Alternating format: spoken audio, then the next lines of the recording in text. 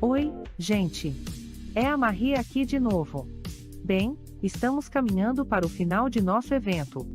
A palestra que teremos terá um conteúdo de muita relevância, a saber, os aspectos legais do processo de inovação tecnológica. Deixe-me apresentar para você os participantes de nossa última sessão. Carlos Octaviano de Medeiros Mangueira, Procurador-Chefe da Procuradoria Federal na Universidade Federal da Paraíba. Ele é graduado e mestre em Direito. Desde 1997 é Procurador Federal e desde 2013 exerce o cargo de Procurador-Chefe da Procuradoria Federal na Universidade Federal da Paraíba. Coordena o Fórum de Educação da Procuradoria-Geral Federal, AGU. Possui expertise em Direito Público, e é membro da Comissão Especial de Juristas para a elaboração do Código Brasileiro de Processo Constitucional, do Conselho Federal da OAB. O moderador da sessão será Abel Cavalcante Lima Filho. Professor do Departamento de Engenharia Mecânica da UFPB, é graduado em Engenharia Elétrica, mestre e doutor em Engenharia Mecânica. Atualmente é coordenador do PPGEM, UFPB e bolsista de Produtividade, Desenvolvimento Tecnológico e Extensão Inovadora do CNPq. Sua pesquisa engloba os seguintes temas: mecatrônica, sistemas embarcados, mecânica dos corpos sólidos, manutenção preditiva, microeletrônica, entre outros. Espero que você aproveite nossa última palestra.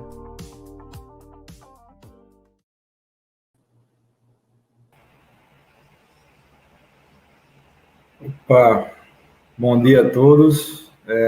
Bom dia, doutor Carlos Otaviano. Vamos iniciar a nossa, acho que a última palestra da manhã, né? O tema da palestra são os instrumentos jurídicos do Marco Legal de Ciência e Tecnologia. Palestrando o doutor Carlos Otaviano Mangueira, procurador-chefe da UFPB. Então, vamos lá. Pode começar, doutor Carlos. Bom dia, professor Abel, bom dia, professora Kelly, bom dia a todos os professores, bom dia ao público desse primeiro workshop Inova. É um imenso prazer estar aqui nesse workshop do Inova. Eu acompanhei, eu estou aqui na chefia da Procuradoria Federal junto ao UFPB desde 2013 e acompanhei a criação do Inova. E sou um fã desse órgão da UFPB. Eu sempre considerei que a UFPB ela precisava ter, não só por conta da legislação, mas ela precisava ter um órgão que aproximasse a pesquisa que é feita aqui na Universidade Federal da Paraíba da sociedade, e o Inova, ele cumpre muito bem esse papel, né? E é um pouco sobre isso que eu vim falar aqui, né? O título da palestra, da apresentação, a apresentação que eu fiz há algum tempo aqui para a gestão da universidade, sobre a nova legislação brasileira de ciência, tecnologia e inovação. Mas antes disso, eu queria falar sobre esse papel fundamental que a legislação veio, inclusive, para suprir, que é o papel de se aproximar a pesquisa, a ciência, a tecnologia e a inovação da sociedade. Em outras palavras, tornar essa ciência, essa tecnologia e essa inovação acessível e disponível ao público que dela precisa. E para isso eu notei ao longo das apresentações aqui desse workshop que elas tiveram, quase todas, elas tiveram um formato muito interessante, que foi um formato de histórias sendo contadas, né? Histórias de sucesso de laboratórios, da Embrapi, histórias de sucesso de startups, de empresas. E eu queria contar um pouco de uma história que eu acompanhei quando cheguei aqui na Universidade Federal da Paraíba há 8 anos, na Procuradoria, que é a história de uma universidade pública privatizada. A história da Universidade Federal da Paraíba privatizada. E o que significa uma universidade pública privatizada? Eu vou tentar dar alguns exemplos, né? No primeiro dia que eu assumi a chefia da Procuradoria aqui, entrou um cidadão pela porta de um determinado órgão da universidade e disse: procurador, eu precisava falar com o senhor, que nós temos um problema urgente, que é o seguinte: um determinado professor, ele foi fazer, coordenador de um laboratório, ele foi fazer um pós-doc, não me lembro o país, na Europa, e ele trancou o laboratório e levou a chave, não entregou a ninguém. E nós não temos cópia, etc. e tal. O que é que nós precisamos fazer? E várias outras histórias. Eu fui fazer uma reunião com um outro pesquisador e ele se referia ao laboratório e ao orçamento do laboratório como meu. Isso me causava um profundo incômodo, mas toda hora ele repetia: o meu laboratório, o meu dinheiro.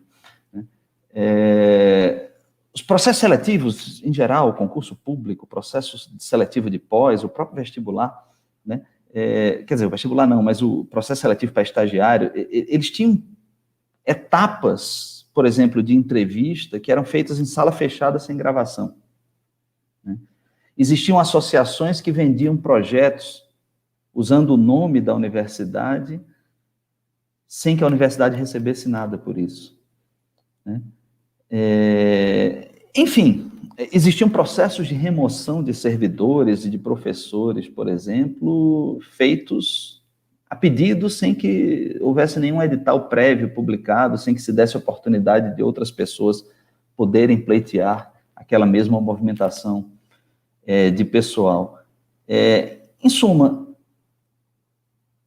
diversos aspectos da vida da universidade estavam capturados por interesses privados, por interesses de pessoas, de grupos, mas não pelo interesse público. Não era o interesse público que guiava aquilo ali.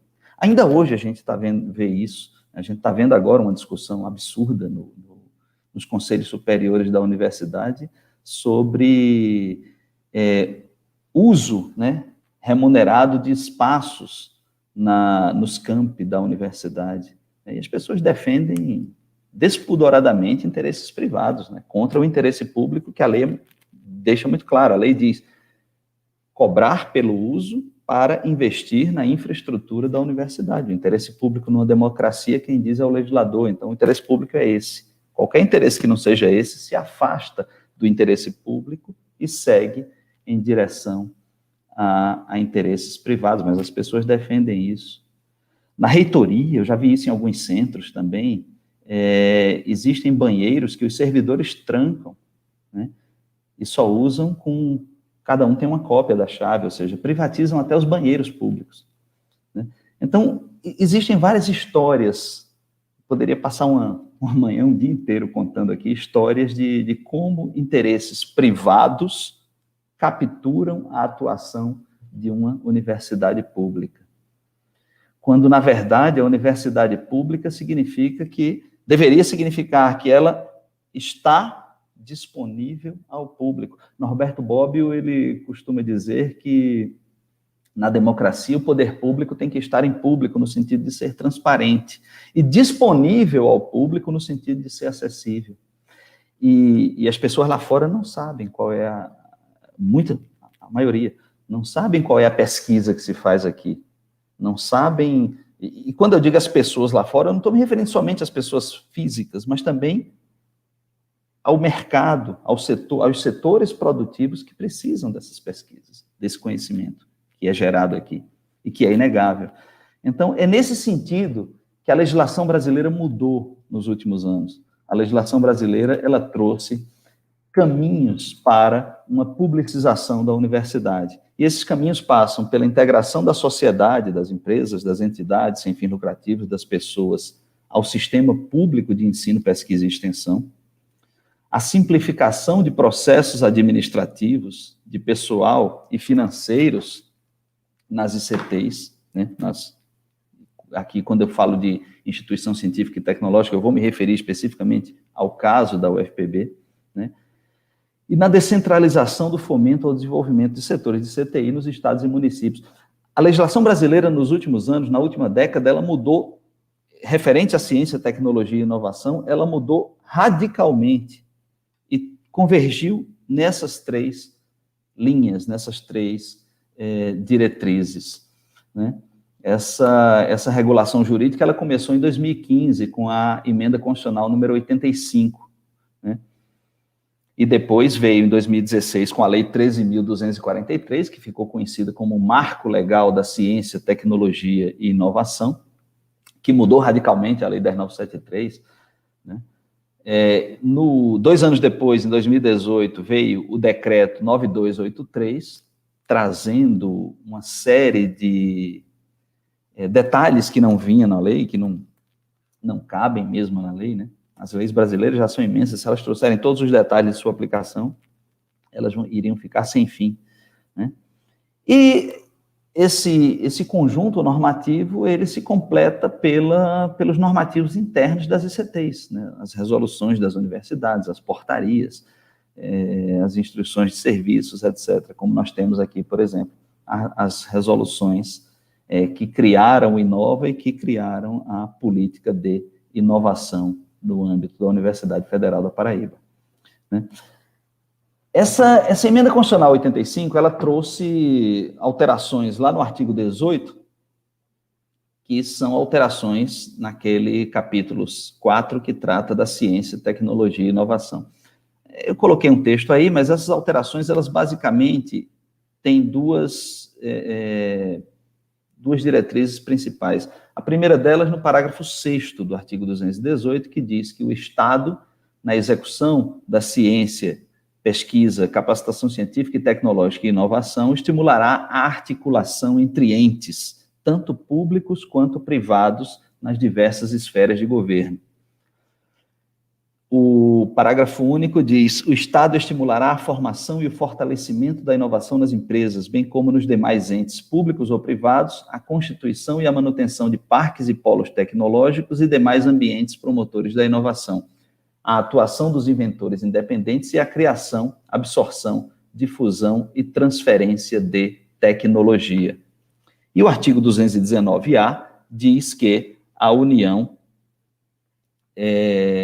os estados, o Distrito Federal e os municípios poderão firmar instrumentos de cooperação com órgãos e entidades públicos e com entidades privadas, inclusive para o compartilhamento de recursos humanos especializados e capacidade instalada para a execução de projetos de pesquisa, de desenvolvimento científico e tecnológico e de inovação, mediante contrapartida financeira ou não financeira assumida pelo ente beneficiário na forma da lei. Então, percebam que a Constituição Federal, ela traz uma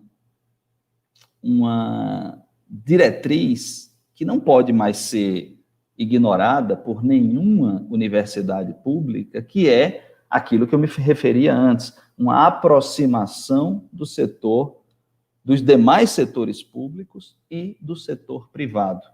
Ou seja, tornar a universidade pública acessível e disponível ao público, publicizar a universidade. As pessoas chamam isso de privatizar, mas, na verdade, é publicizar. É a universidade cumprindo o seu papel constitucional de ser uma universidade próxima do público que dela precisa. A Lei de Inovação, no artigo 3º, concretizou isso dizendo que a União, os estados, o Distrito Federal e os municípios e as respectivas agências de fomento poderão estimular e apoiar a constituição de alianças estratégicas e o desenvolvimento de projetos de cooperação envolvendo empresas, ICTs e entidades privadas sem fins lucrativos, voltados para atividades de pesquisa e desenvolvimento, que objetivem a geração de produtos, processos e serviços inovadores e a transferência e a difusão de tecnologia. Então, vejam que o direito brasileiro, desde 2015, ele convergiu para esse modelo de desenvolvimento de inovação tríplice, um modelo que envolve necessariamente a participação de governo, participação de universidade, mas também a participação do setor produtivo. A lei de 2016, ela trouxe várias possibilidades, eu vou tentar depois, se o tempo me permitir, falar sobre cada uma delas, mas as principais possibilidades introduzidas são as seguintes, né? Repasse de recursos da administração,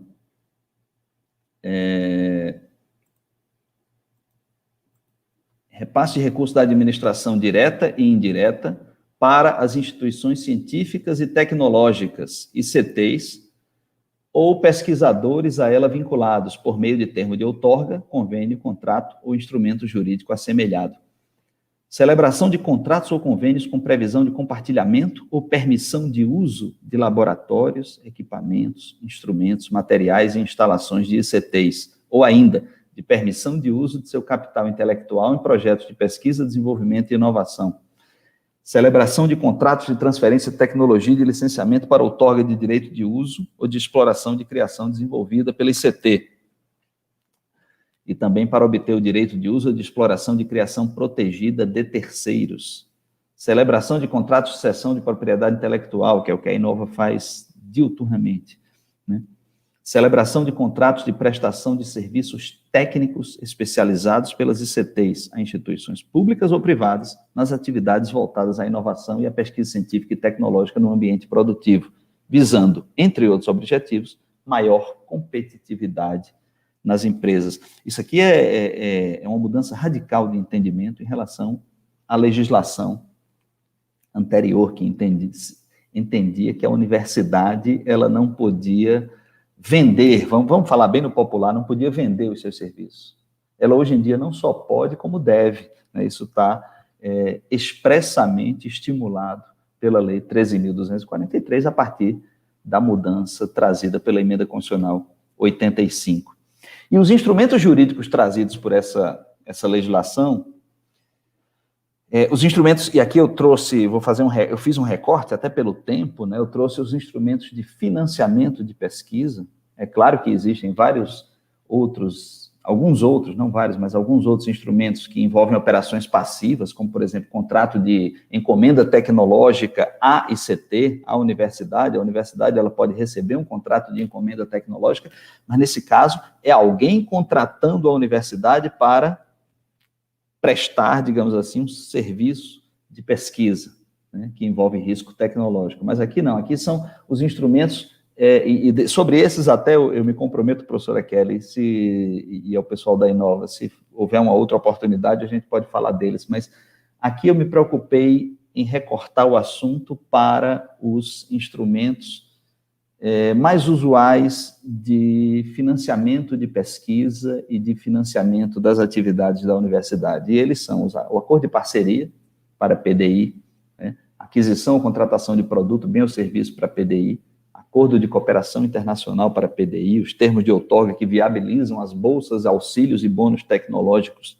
na pesquisa, desenvolvimento e inovação, as outorgas de uso, né, cessão, autorização, de laboratórios, equipamentos, instrumentos, materiais e demais instalações da universidade pública, os contratos de prestação de serviços técnicos especializados em PDI e os contratos que envolvem transferência de tecnologia, licenciamento de propriedade industrial, cessão de propriedade industrial e transferência de tecnologia não patenteada, não patenteável ou know-how. Vamos tentar ver rapidinho cada um desses instrumentos. Aqui eu coloquei, isso aqui fazia parte da apresentação, não é bem o escopo deste workshop, mas isso fazia parte da apresentação que eu fiz para a gestão da UFPB, né? Quais são as etapas de formalização de um projeto na UFPB, pressupondo a aprovação acadêmica prévia. E aí coloquei a função do IDEP, de integração com os setores produtivos e os pesquisadores. Esse mesmo papel também pode ser exercido pela Inova, e a Inova, como NIT, ainda tem 2 papéis adicionais trazidos por essa nova legislação, né? Classificar o projeto como projeto de inovação e negociar e formatar a transferência ou a proteção dos direitos de propriedade intelectual. Isso aí é uma competência exclusiva da Inova no âmbito da Universidade Federal da Paraíba. Depois os órgãos da reitoria planejam formalmente o negócio jurídico, mas depois desse parecer prévio da Inova, né, depois a Procuradoria analisa juridicamente isso e o reitor celebra o negócio jurídico que viabiliza o projeto. Então, vamos lá. O principal desses instrumentos trazidos pela nova legislação de ciência, tecnologia e inovação é o acordo de parceria para PDI.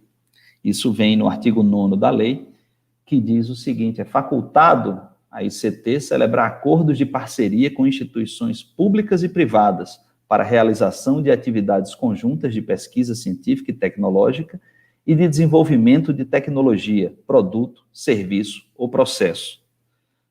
Isso pode se dar sem transferência de recursos, a moda do que se fazia antigamente como protocolo de intenções ou como acordo de cooperação, ou pode se dar com transferência de recursos do parceiro privado para o parceiro público, né?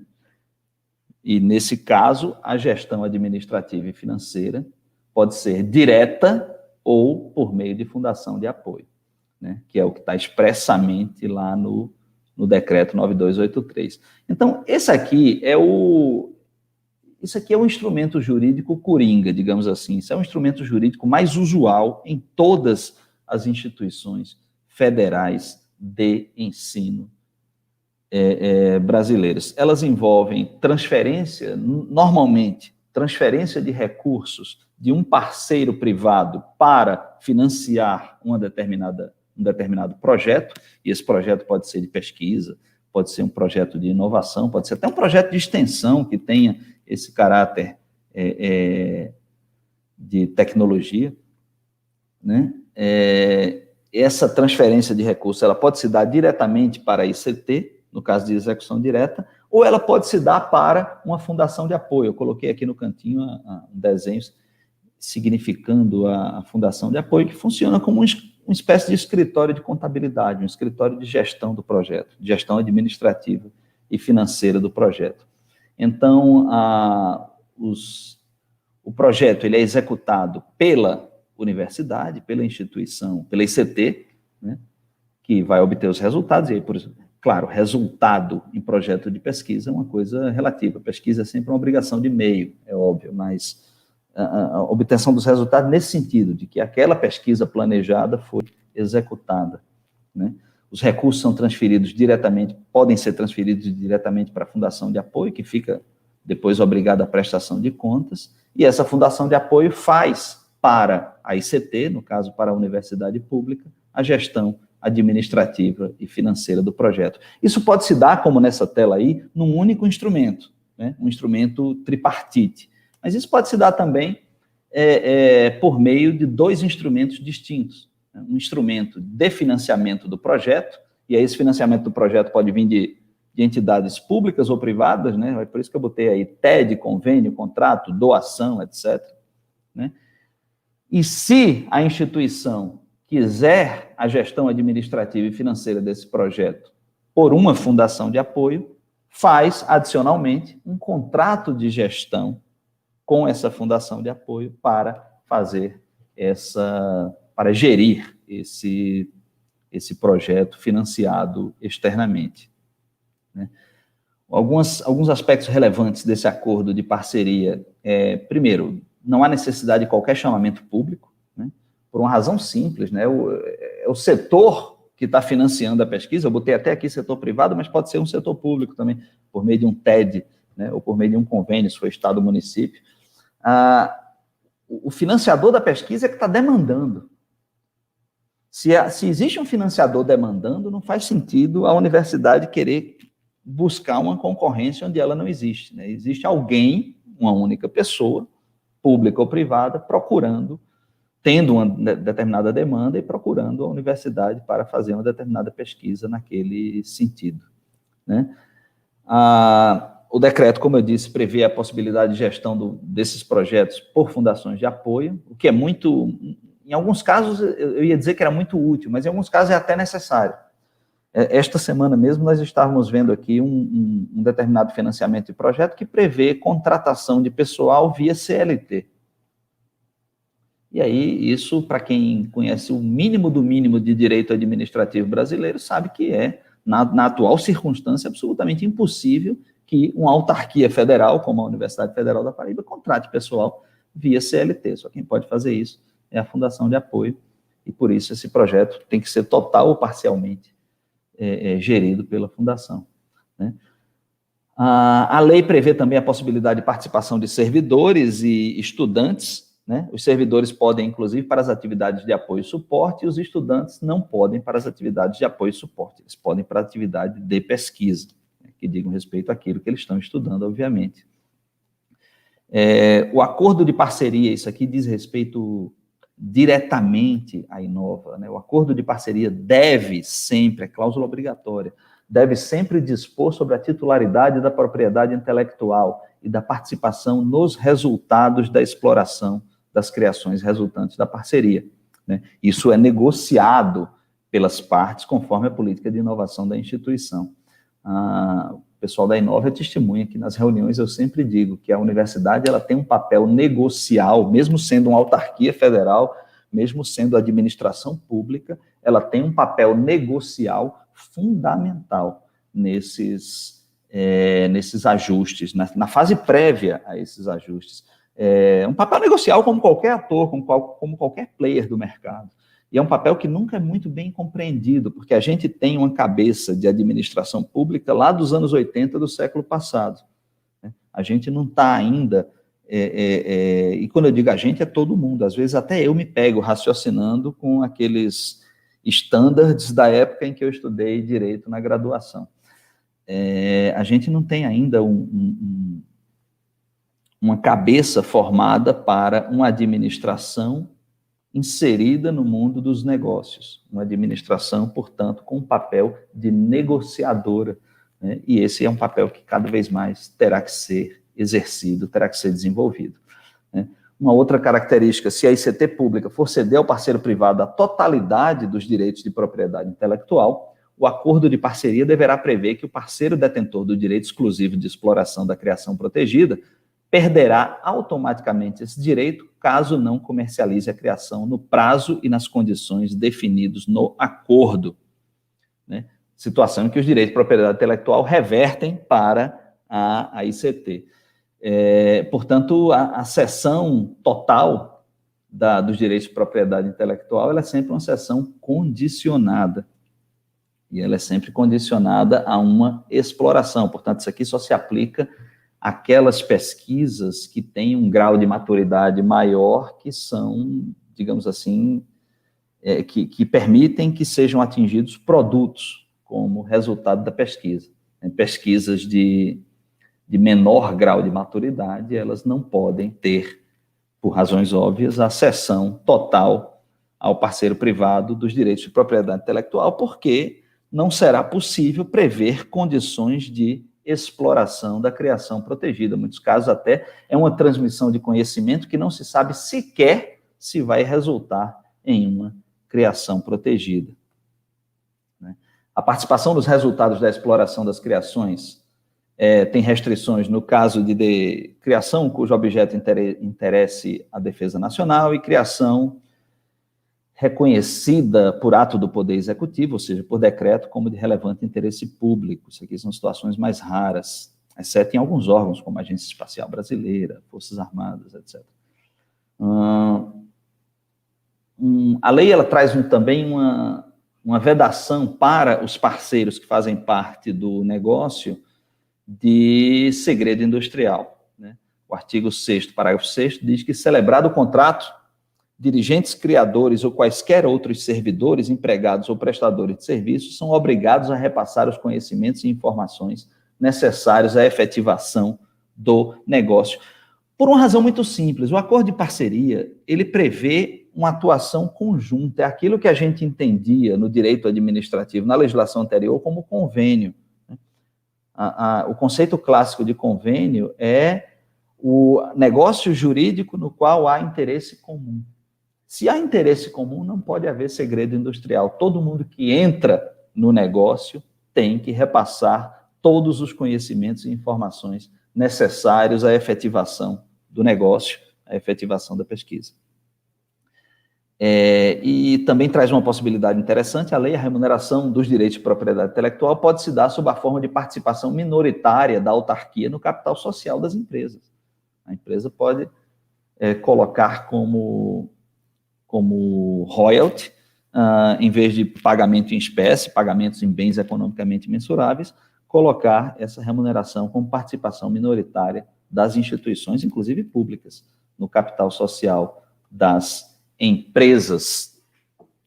Uma outra situação também muito interessante da lei são os contratos que envolvem transferência de tecnologia, né? E esses contratos que envolvem transferência de tecnologia são de 3 espécies: o licenciamento de propriedade industrial, cessão de propriedade industrial e o contrato de transferência de tecnologia não patenteada, não patenteável ou know-how.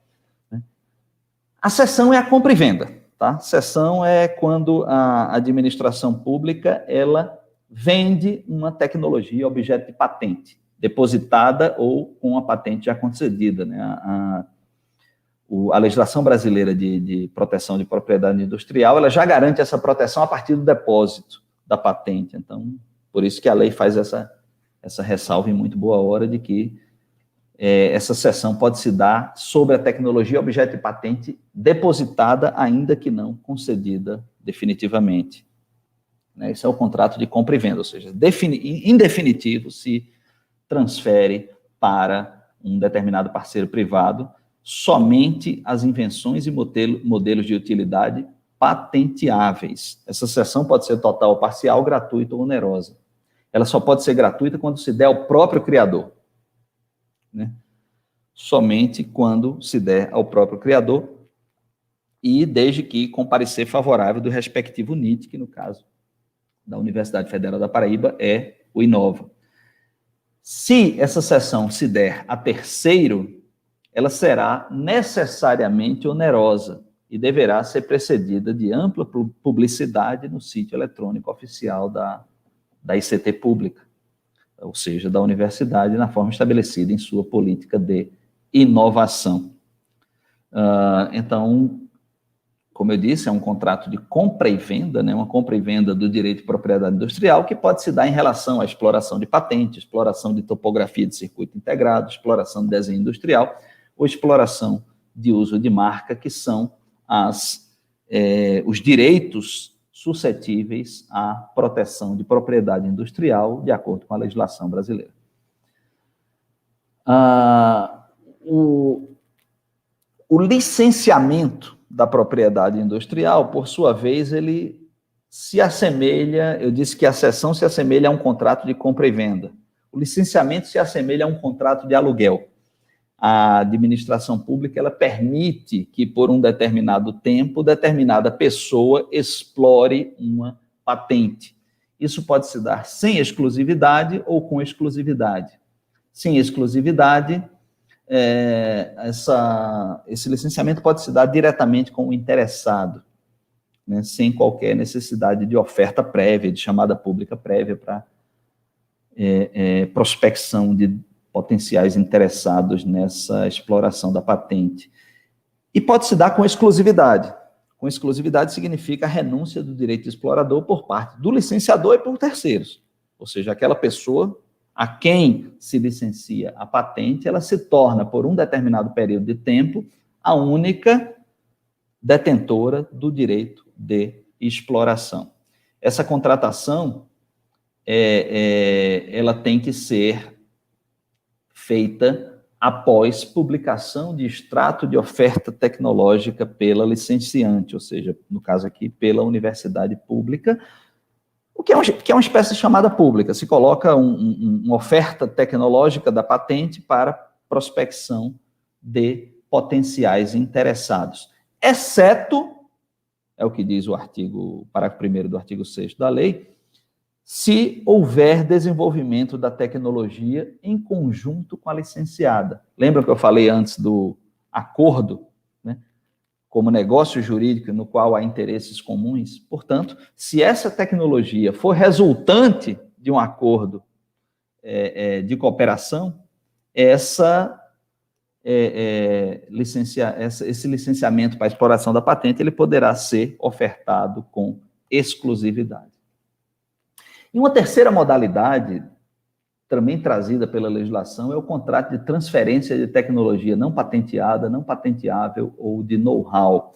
que é a transmissão de conhecimentos técnicos, né, processos ou produtos não amparados por direito de propriedade industrial, depositados ou concedidos.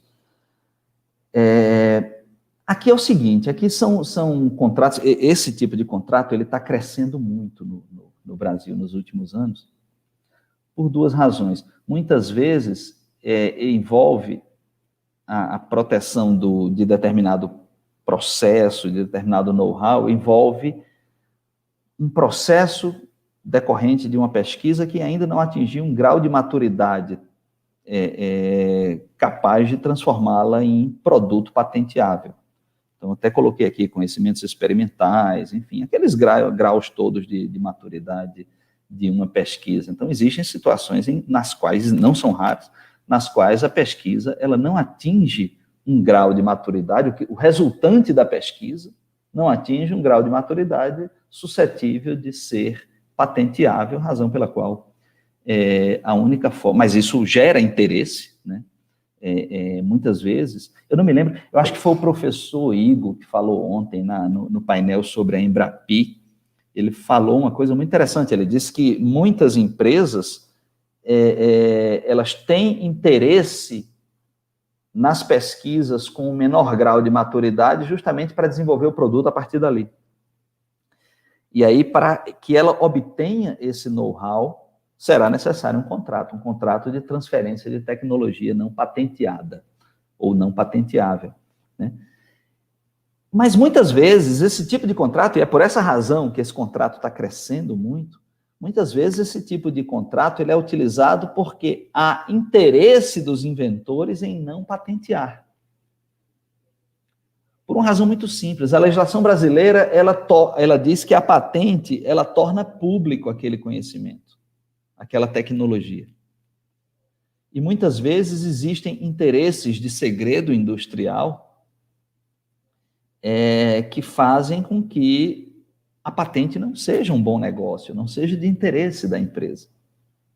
Então pode ser que a empresa não queira patentear, a empresa que desenvolveu em conjunto, ou que financiou aquela pesquisa e tal, ela não queira patentear, porque patenteando ela vai tornar público e, portanto, para a concorrência, aquele tipo de conhecimento. E aí esse tipo de contrato tem sido cada vez mais utilizado. Tá? Contrato de prestação de serviço para PDI, está lá no artigo 8º da Lei 10.973. Esse também é um instrumento jurídico inovador, trazido pela Lei de 2016 e concretizável a partir do decreto de 2018, que é o seguinte: é facultado a ICT, inclusive pública, tá?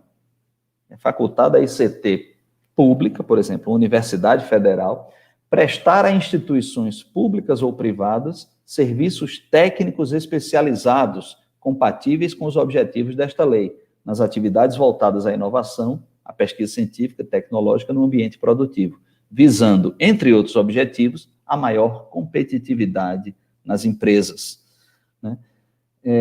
As características disso, isso é um contrato de terceirização, tá? Isso é um contrato de outsourcing como qualquer outro para prestação de determinados serviços relativos a P&D, por exemplo, testes, validações, né, serviços de laboratório, né, ou mesmo para a realização de pesquisa científica ou tecnológica. Tudo isso, hoje em dia, pode ser encomendado à universidade. Vejam só, antes a gente achava, eu sei de casos, eu já vi processos nos quais fazer isso foi considerado improbidade administrativa. As pessoas foram condenadas, né? Isso lá nos anos 2000, nos anos 90. Né? E, hoje em dia, isso é recomendado pela lei, isso é expressamente autorizado pela lei. A universidade ela tem que se abrir para a sociedade que dela precisa. Ela tem, portanto, que prestar serviços de interesse dessa sociedade e tem que fazer isso pela porta da frente, né? Isso, no tempo que a lei não permitia isso, as universidades eram cheias de associações que faziam essas mesmas coisas, né, pela porta dos fundos, faziam na informalidade, e muitas vezes até usando o nome da universidade. Hoje em dia, isso pode ser feito dentro da legalidade, pela porta da frente, com toda a formalidade, com toda a transparência que a democracia e a república exigem. As partes contratantes Isso é um contrato, como outro qualquer, um contrato de prestação de serviços, como eu disse, né? A contratada é sempre uma ICT, inclusive pública, e o contratante, qualquer pessoa, qualquer instituição pública ou privada, né?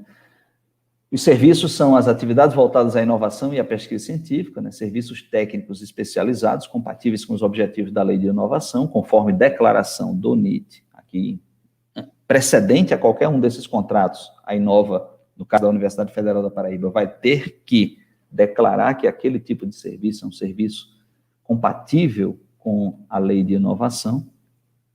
A remuneração dos servidores, inclusive docentes, designados para esse serviço, se dará em forma de adicional variável, ou seja, uma retribuição por serviço prestado e não por bolsa, tá? Eu já vi casos em que situações dessas chegaram para remuneração por bolsa, mas a lei ela é expressa ao dizer que aqui é pagamento por serviço. Portanto, tem uma diferença fundamental em relação à bolsa, que esse pagamento aí é tributado. O pagamento a ICT poderá ocorrer mediante contraprestação financeira, econômica ou híbrida, né? O valor pecuniário pode ser gerido por fundação de apoio. Inclusive, em muitos casos, isso é até recomendável, porque a fundação de apoio ela tem muito mais flexibilidade a partir da legislação para receber pagamentos, né? Quem já recebeu algum tipo de doação ou algum tipo de pagamento, já tentou viabilizar o recebimento de doação ou de pagamento por uma autarquia federal, sabe, ou fundação federal, sabe a burocracia que é para se recolher via GRU, na conta única do Tesouro e tal. Fora que isso não fica disponível diretamente, né, para reinvestimento naquele projeto. No caso da fundação, se abre uma conta específica para isso. E a facilidade de pagamento e de utilização daquele recurso decorrente do pagamento é muito mais visível. E também, por se originar de demanda espontânea externa à ICT contratada, não há necessidade de certame, licitação, chamada pública, etc., para escolha da entidade contratante. É alguém que procura a universidade para querer contratá-la, e não o contrário. Termo de outorga, que é um meio, né, um instrumento por meio do qual, que é um instrumento já utilizado, por exemplo, pelo CNPq há muito tempo, né? A lei apenas trouxe para essa possibilidade para as instituições, para todas as instituições consideradas como instituições científicas e tecnológicas, ICTs. O termo de outorga é um instrumento jurídico para a concessão de bolsas, auxílios, bônus tecnológicos e subvenções econômicas, né? Está lá na lei, nos artigos 9A e 34 da lei. Aqui eu coloquei algumas diferenças entre bolsa, auxílio, bônus tecnológico e subvenção. A bolsa é o aporte de recursos financeiros em benefício de pessoa física que não importe contra a prestação de serviço. Contra a prestação de serviço é aquele outro que nós vimos agora há pouco, tá? Contratação por serviço prestado. Destinada à capacitação de recursos humanos, execução de projetos de pesquisa científica, tecnológica e desenvolvimento de tecnologia, produto ou processo. A bolsa é sempre um pagamento que se dá em razão do tempo empreendido na pesquisa, digamos assim, né?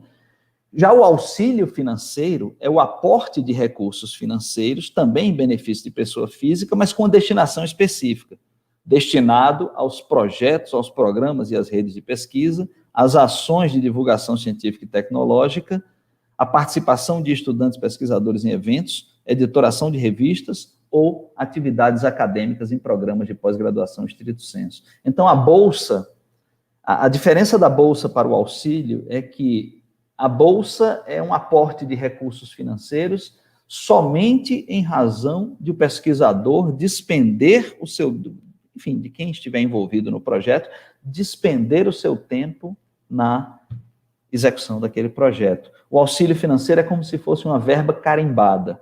O auxílio, ele é dado, é um aporte de recursos financeiros para, por exemplo, compra de equipamentos, para ações de divulgação de pesquisa científica e tecnológica, pagamento de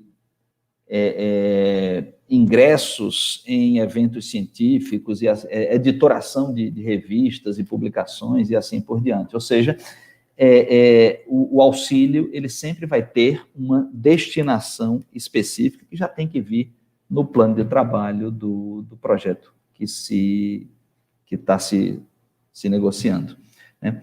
Bônus tecnológico é uma subvenção a microempresas e empresas de pequeno e médio porte. Isso aqui diz mais respeito aos governos, né, federal, estadual e municipal. Isso aqui é uma, digamos assim, adaptação para o direito brasileiro daquilo que nos países, por exemplo, de língua inglesa, se chama de innovation vouchers, né? São vouchers que os governos dão para empresas, para pequenas empresas, para elas desenvolverem determinados processos ou produtos inovadores. E a subvenção econômica é recurso destinado à inovação, não só de pequenas empresas, mas, enfim, ao setor produtivo de um modo geral, inclusive por meio de isenções tributárias, etc. Né? O termo de outorga, quem pode conceder sempre as ICTs públicas ou os próprios governos a pesquisadores, servidores e empresas. Uma outra, o tempo, como é que está? Por favor, me avisem quando tiver o tempo vai ter 12 horas, doutor. Perfeito. Estou encerrando aqui. A outorga de uso de laboratórios, equipamentos e demais instalações. Esse aqui eu acho interessantíssimo. Uma inovação fantástica da Lei 13.243, de 2016, que é o seguinte: a ICT pública, e vejam o adjetivo, a ICT pública, vamos pegar aqui as universidades federais, por exemplo, os institutos federais, poderão, mediante contrapartida financeira ou não financeira e por prazo determinado, compartilhar seus laboratórios, equipamentos, instrumentos, materiais e demais instalações com ICTs ou empresas em ações voltadas à inovação tecnológica para a consecução das atividades de incubação, sem prejuízo de sua atividade finalística. 2. Permitir a utilização de seus laboratórios, equipamentos, instrumentos, materiais e demais instalações existentes em suas próprias dependências por ICT, empresas ou pessoas físicas voltadas às atividades de pesquisa, desenvolvimento e inovação, desde que tal permissão não interfira diretamente em sua atividade fim, nem com ela conflite. E permitir o uso de seu capital intelectual em projetos de pesquisa, desenvolvimento e inovação, né? Então, vejam, aqui a gente tem um contrato, né, um contrato no sentido amplo do termo, para permitir o uso da infraestrutura das ICTs públicas, das universidades públicas, por exemplo, pela sociedade. E vejam como, vou voltar na tela anterior, como a legislação ela é abrangente. Ela diz que essa utilização dos laboratórios, dos equipamentos, dos instrumentos, dos materiais e das instalações pode ser feita por outras ICTs, por empresas ou mesmo por pessoas físicas para as atividades de pesquisa, desenvolvimento e inovação, né?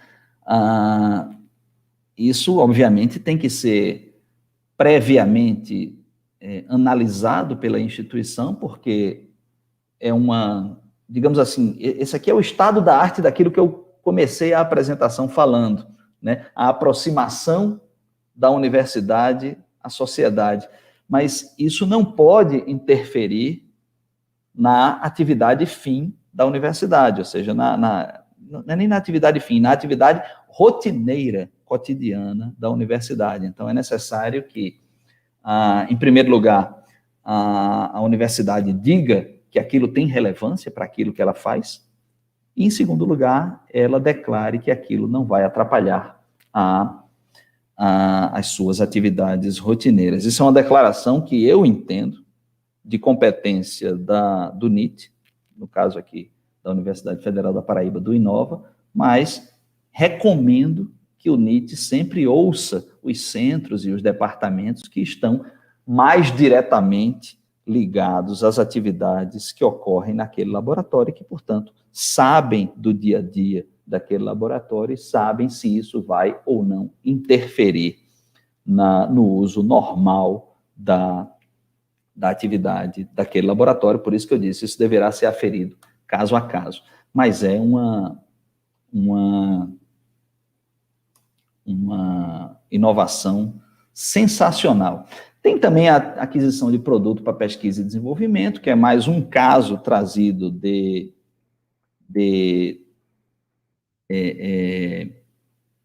dispensa de licitação, ou seja, contratação direta de produtos para pesquisa e desenvolvimento, e várias outras coisas que a gente podia falar, mas, infelizmente, o nosso tempo está esgotado. Estou encerrando exatamente no tempo que me foi concedido e retorno a palavra para o professor Abel. Muito obrigado. Muito obrigado, doutor Carlos Otaviano. Muito interessante a abordagem aí, as mudanças no aspecto jurídico, na interação universidade e o setor produtivo. Eu vou encaminhar agora algumas perguntas, né, que foram feitas no chat, né? Viviane Pena, ela pergunta: procurador, na sua opinião, com a aprovação do marco legal, de todas as leis, instrumentos, etc., posteriores, o direito brasileiro está razoavelmente maduro para que o processo de inovação tecnológica em ICTs funcione bem? Que pontos ainda precisariam melhorar? Daniele Rossi Dias Ricarte. Não, vamos ver essa pergunta da Viviane Pena, e depois eu passo para a próxima pergunta, certo? Sim, a legislação brasileira, como a gente acabou de ver, e notem, a gente viu só uma parte da lei. Existem várias outras coisas que poderiam ser analisadas. Infelizmente, o tempo é curto, mas estou à disposição quando quiserem conversar mais sobre o assunto. Mas nós temos uma das legislações mais avançadas, agora, né? Nós temos uma das legislações mais avançadas do mundo para desenvolvimento de pesquisa e inovação, inclusive nas instituições públicas brasileiras. O maior entrave,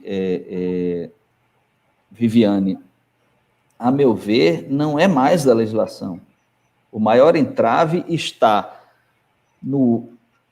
na necessidade dessa legislação ser internalizada pelas ICTs, na forma como a qual essa legislação ela é compreendida nas universidades, ela é compreendida pelas ICTs. E aí são dois fatores, principalmente. Um fator de organização das ICTs, né?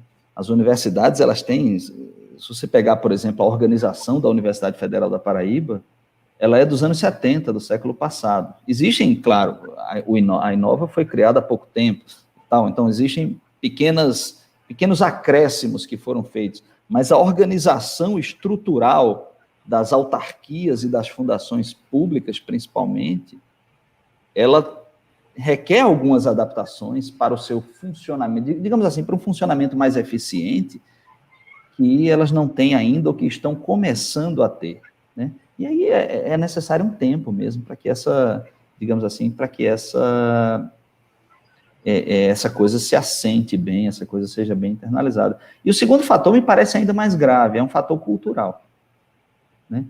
Muita gente ainda vê, como eu fiz questão de abrir a apresentação falando disso, muita gente ainda vê isso aqui que a gente acabou de ver como uma espécie de privatização da universidade, quando é justamente o contrário. Você levar a universidade para a sociedade que dela precisa é tornar a universidade cada vez mais pública, no sentido de publicizar o conhecimento que é produzido aqui dentro, né? Isso ainda encontra muita resistência, inclusive interna, nas universidades. Eu sou coordenador do Fórum de Educação, o Fórum da Procuradoria-Geral Federal. O Fórum de Educação, ele reúne os procuradores-chefes das instituições federais de ensino. E eu converso com os colegas das várias outras universidades e institutos federais, e a realidade não é muito diferente na maioria. Existem algumas que realmente deram um passo além, mas na maioria a realidade não é muito diferente. As pessoas têm ainda uma visão eu ia dizendo preconceituosa aqui, mas eu acho que não chega nem a ser preconceituosa, eu acho que as pessoas estão de boa fé mesmo, mas é uma visão distorcida do que é publicizar o conhecimento gerado na universidade e de que forma isso pode ser feito. E vejam, a maioria das coisas que eu falei aqui, que são coisas que dizem respeito à publicização do conhecimento gerado na universidade, são coisas que geram receita para a universidade. E essas coisas geram receita para a universidade para quê? Para que a universidade possa reinvestir esse dinheiro em infraestrutura e na geração de mais conhecimento. Então, é preciso romper essa barreira, né? Eu acho que, do ponto de vista legislativo, do ponto de vista de legislação, a gente já está muito bem equipado. A gente precisa, talvez, romper, quer dizer, ir rompendo aos poucos, né? Isso é um trabalho de formiguinha, mas ir rompendo aos poucos essa visão de que a universidade, o conhecimento da universidade é um conhecimento que tem que ficar aqui dentro do campus e não lá para fora. Tem uma outra pergunta, professor Abel, se o senhor quiser ler, eu estou vendo aqui no chat, mas pode ficar à vontade. Deixa eu dar uma lida aqui para Daniele Rossi Dias Icarte. Pergunta, qual seria o tempo destinado para efetivar todas essas etapas de formalização e parceria / cooperação posta na apresentação? Há uma estimativa? Isso já funciona, Daniele. Existem universidades que fazem isso que o fluxo por exemplo, o fluxo do financiamento de uma pesquisa, desde que haja, evidentemente, um projeto academicamente aprovado, ele acontece em questão de semanas, né?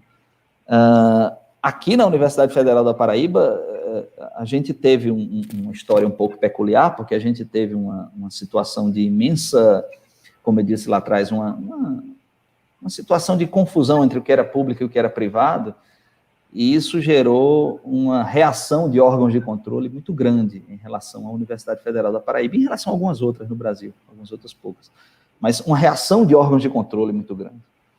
E isso gerou um efeito, digamos assim, psicológico no corpo de servidores, que é o medo, né? Eu noto muito isso,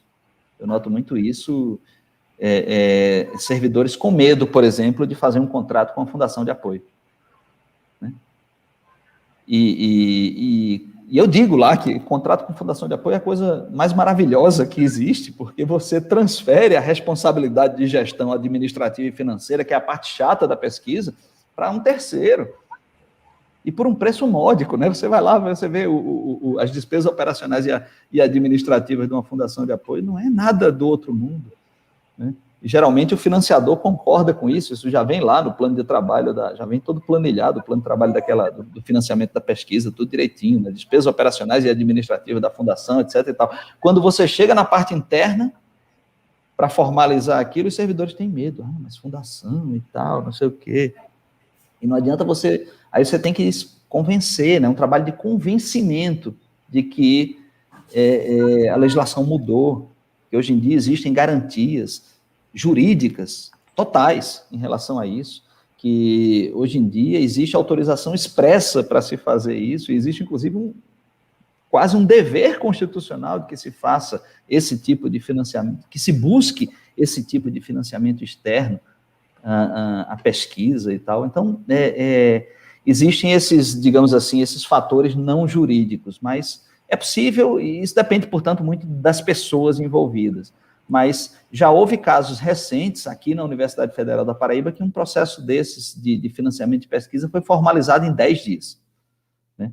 E começou numa segunda-feira, na terça-feira ou na quarta-feira da semana seguinte já estava todo formalizado e na mesa do reitor para ser assinado o acordo de parceria, inclusive com gestão por fundação de apoio. Então, é um avanço impressionante em relação ao que eu via anteriormente.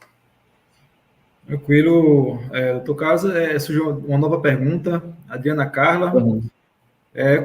Como obter informações sobre o uso de recursos financeiros em projetos de extensão?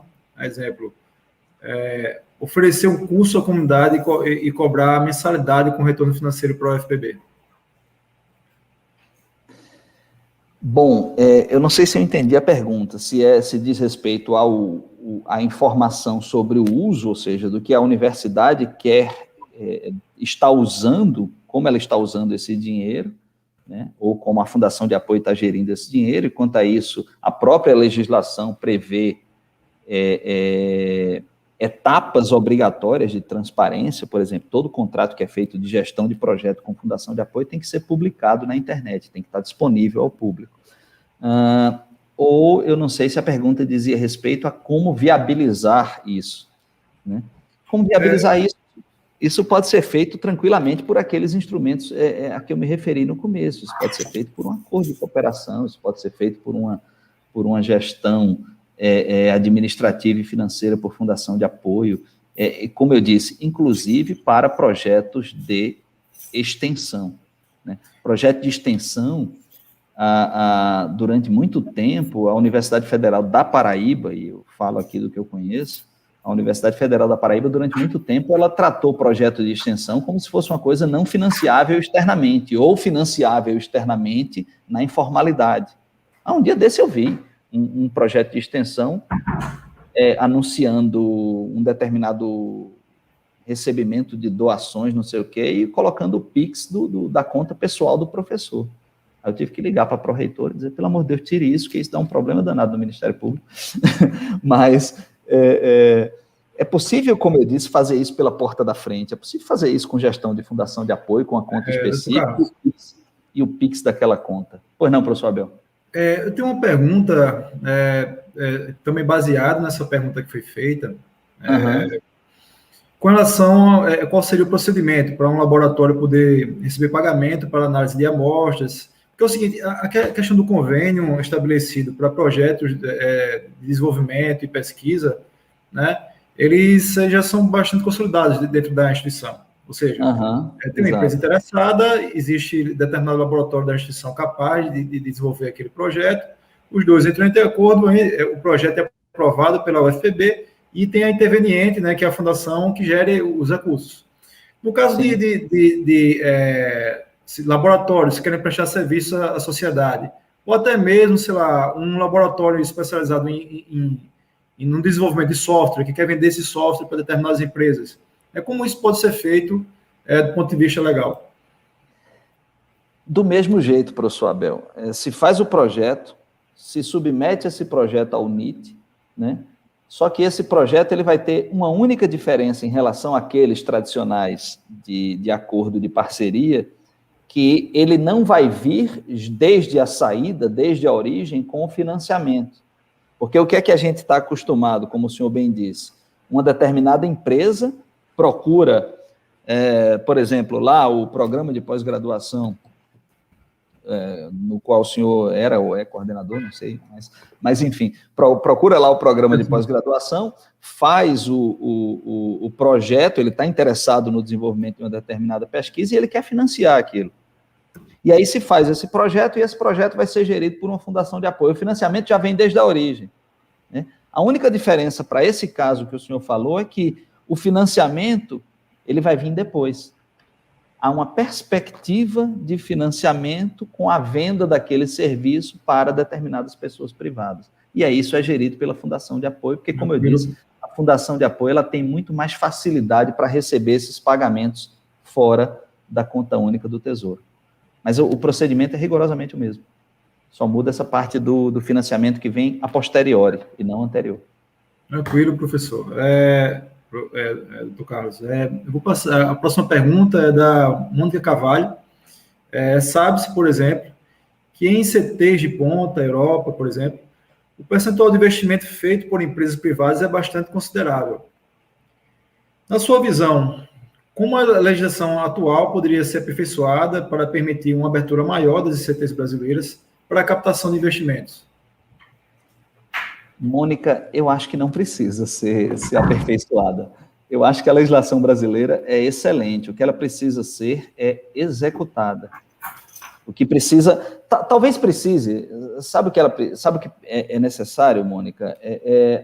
As normas internas das ICTs, das universidades, dos órgãos de fomento, elas serem adequadas a essa nova legislação.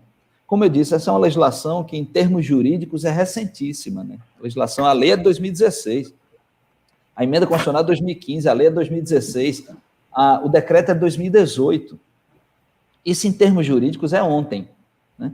Então, a maioria das ICTs, principalmente as públicas, elas não adaptaram ainda as suas normas internas a essa nova legislação, a essa abertura trazida pela nova legislação. Então, talvez o que precise seja isso. São as resoluções das ICTs, são as portarias, são as normas internas das ICTs, mas a legislação ela é excelente, ela só precisa ser concretizada. Ok, doutor, assim, essa foi a última pergunta, eu agradeço muito. Eu, particularmente, assim, gostei muito da palestra, assim, foi bem esclarecedora, né? Tem vários pontos que ainda são tabus dentro da universidade que a gente precisa vencer, né? Essa interação entre a universidade e o setor produtivo, isso tem que ser fomentado. Muitos pesquisadores não têm conhecimento do que os seus laboratórios podem produzir à sociedade, e eu acho que essa palestra serviu para esclarecer esses pontos. Tem aqui os elogios que o pessoal tem feito a palestra. Eu vou passar agora para a organizadora do evento, a professora Kelly, né, que é presidente da Inova, e passar a palavra para ela. Pode ligar o áudio, Kelly, por favor. O áudio está desligado, Kelly. Boa tarde a todos. Dr. Carlos, muito obrigado pela sua palestra, né? Trouxe bastante esclarecimentos para a comunidade, né? Não só que a comunidade acadêmica da UFPB, mas várias outras instituições que estão participando do nosso evento, e também as próprias empresas que estão participando do evento e entendem, né, eu acho que agora um pouco mais como é que se dá aí essas parcerias. Obrigada. Professor Abel, mais uma vez, né, nos ajudando aqui na Inova, um dos grandes inventores que a gente tem aqui na UFPB, né, sempre atuando lá em parceria conosco. Muito obrigado a todos, né? Agradeço aqui ao professor Gustavo, né, Oliveira, que também contribuiu bastante para que esse nosso evento ele fosse possível, né, da forma como está sendo aqui. Vamos passar